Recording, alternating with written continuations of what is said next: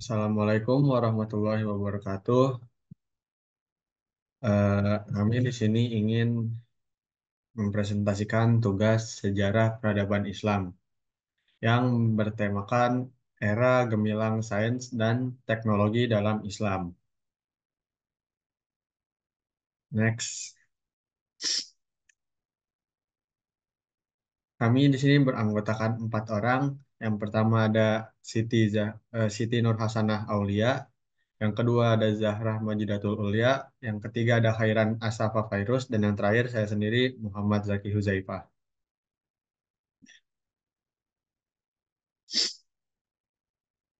Oke, yang pertama ada era kejayaan Islam. Dari sekian banyak peraih Nobel, ada 3 orang Islam yang pernah menangkan hadiah Nobel.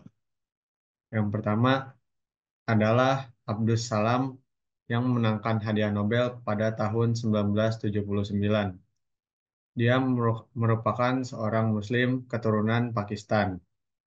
Lalu yang kedua adalah Ahmad Zewail. Ahmad Zewail adalah seorang Muslim keturunan Mesir. Beliau memenangkan hadiah Nobel pada bidang kimia. Lalu yang ketiga adalah Aziz Sancar yang merupakan seorang Muslim keturunan Turki. Beliau memenangkan hadiah Nobel pada bidang kimia.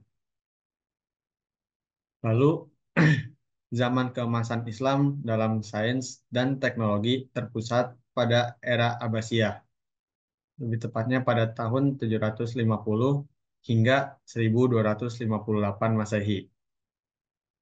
Ditandai dengan banyak ilmuwan terkemuka seperti Ibnu Sina, lalu Al-Biruni, Ibnu Al-Haytham, dan Al-Khwarizmi.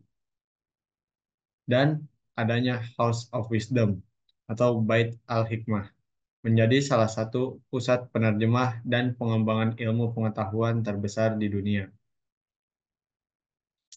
Masa ini sangat berkontribusi besar dalam bidang kedokteran, astronomi, matematika, fisika, kimia, dan optik, karena banyak ditemukan penemuan dan ilmu-ilmu baru.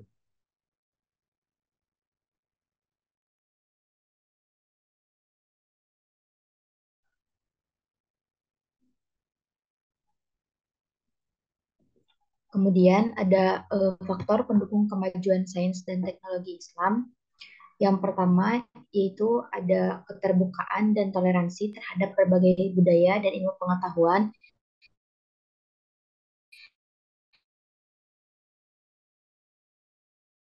Yang kedua ada semangat untuk mempelajari dan mengembangkan ilmu pengetahuan. Dan yang keempat yaitu ada pertukaran ilmu pengetahuan dengan peradaban lain melalui jalur sutra. Next.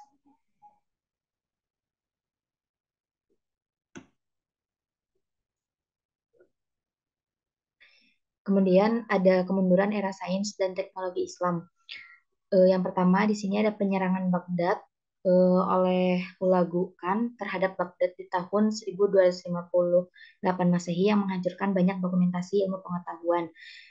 Eh, yang banyak sekali sudah terakumulasi dari zaman Yunani ribuan tahun yang lalu sebelumnya.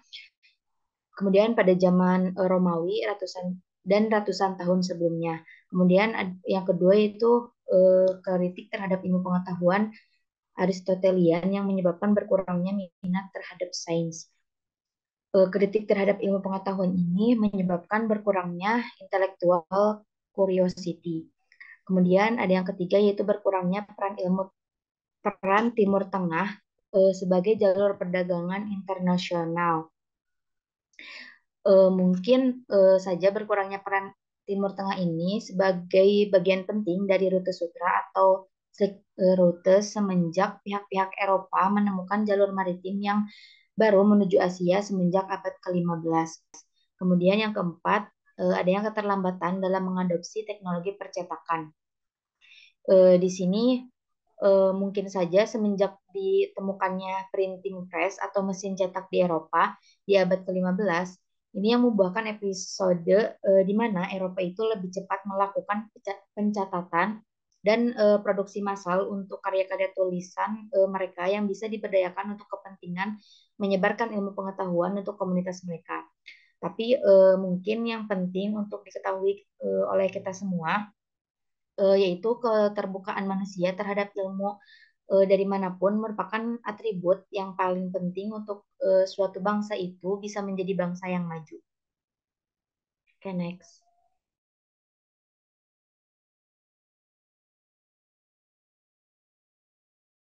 Tadi kepencet gak apa-apa kah? Nggak apa-apa, nggak apa-apa. Gitu. Oke, selanjutnya ada pelajaran untuk Indonesia.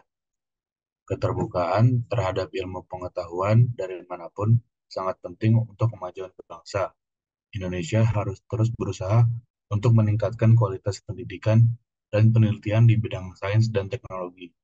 Indonesia sendiri, sebagai negara Muslim terbesar di dunia, dengan tradisi moderasi dan toleransi memiliki potensi besar untuk menjadi pemain penting dalam sains dan teknologi di masa depan.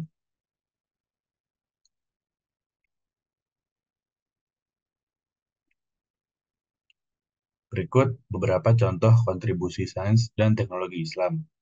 Yang pertama, pengembangan ilmu kedokteran, termasuk penemuan rumah sakit dan teknik-teknik operasi yang sudah ada. Kemudian ada pemetaan langit dan penentuan posisi bintang-bintang. Lalu yang ketiga, penemuan angka nol dan pengembangan sistem bilangan desimal. Yang keempat, pengembangan ilmu optik dan penemuan kamera obscura.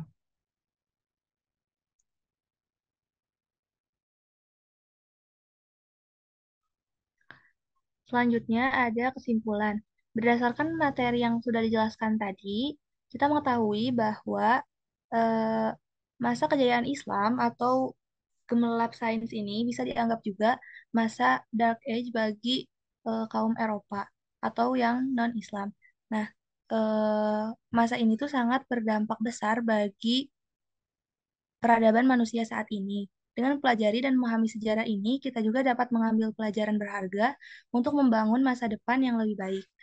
Lalu Indonesia sebagai negara muslim terbesar di dunia memiliki potensi yang besar untuk menjadi pemain penting dalam sains dan teknologi di masa depan. Seperti kontribusi Islam yang sudah membantu dalam pengembangan teknologi dan ilmu pengetahuan.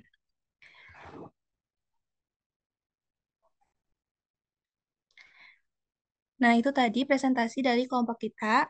Mungkin cukup sekian yang bisa kami sampaikan. Mohon maaf bila ada kesalahan, benarnya dari Allah dan salahnya dari kami sendiri.